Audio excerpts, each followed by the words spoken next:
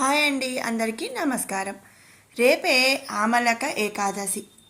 అసలు ఆమలక ఏకాదశి అంటే ఏమిటి, దీని ప్రత్యేకత ఏమిటి, అలాగే ఈ ఆమలక ఏకాదశి ఎప్పుడు వస్తుంది, మరి దీని వెనుక ఉన్న పురాణ కథ ఏమిటి అనే ఎన్నో ముఖ్యమైన విషయాలు మనం ఈ వీడియోలో తెలుసుకుందాము. ముందుగా ఫస్ట్ టైం మన ఛానల్ చూస్తున్న వాళ్ళు సబ్స్క్రైబ్ చేసుకోండి, అలాగే బెల్ ఐకాన్ క్లిక్ చేయడం అస్సలు మర్చిపోవద్దు. ఆమలక ఏకాదశి.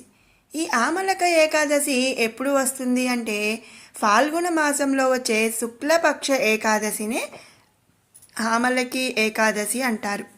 ఆమలకి అంటే ఉసిరి, అంటే దీనినే ఉసిరి ఏకాదశి మరియు రంగభారీ ఏకాదశి అని కూడా అంటారు. మన హిందూ మతం యొక్క విశ్వాసాల ప్రకారం విష్ణువు స్వయంగా ఉసిరి చెట్టులో నివసిస్తాడు.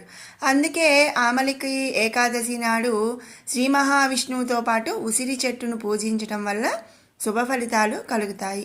ఈ ఏకాదశి నాడు శ్రీహరికి ఉసిరికాయను నైవేద్యంగా పెడితే మోక్షం లభిస్తుందని కూడా నమ్ముతారు.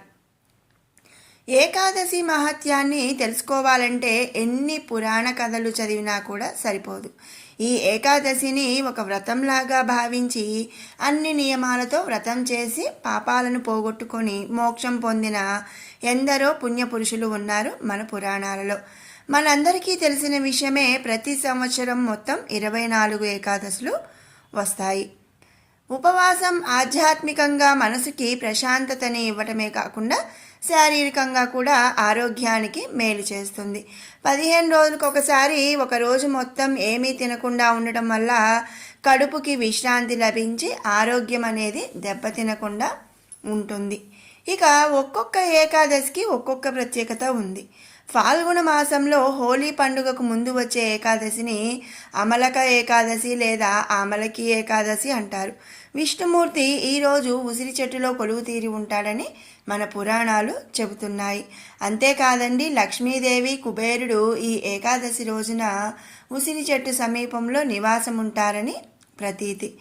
అంతేకాకుండా రాధాకృష్ణులు కూడా హోలీకు ముందు వచ్చే ఈ ఏకాదశి రోజున ఉసిరి చెట్టు కింద రాసలీలలాడుతూ ఉంటారని కూడా మన పురాణ కథలు చెబుతున్నాయి.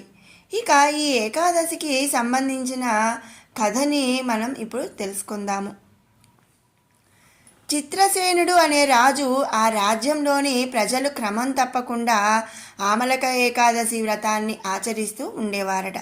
ఒకసారి వేట కోసం అడవికి వెళ్ళిన చిత్రసేన మహారాజు దారి తప్పి రాక్షసుల చేతుల్లో చిక్కుకుంటాడు. వాళ్ళు అతనిని బంధించి తమ స్థావరానికి తీసుకొని వెళ్తారు.